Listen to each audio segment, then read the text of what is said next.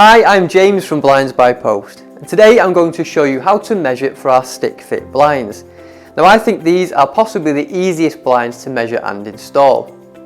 To measure up, you're going to need a steel tape measure for accuracy and your smartphone, tablet or computer to upload your measurements straight to our website. It is important to remember to measure the visible glass only. Do not include any seal or gasket in your measurements.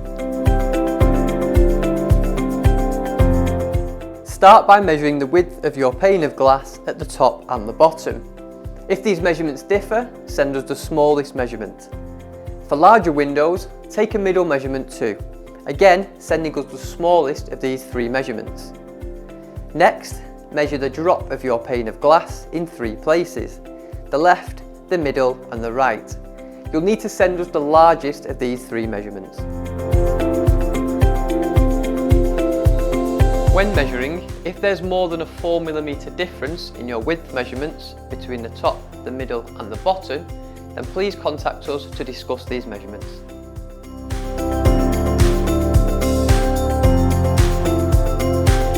Please measure each pane of glass accurately to the nearest millimetre to ensure a great fit. Please note our StickFit blinds project 35mm from the glass to the front of the folded down operating handle.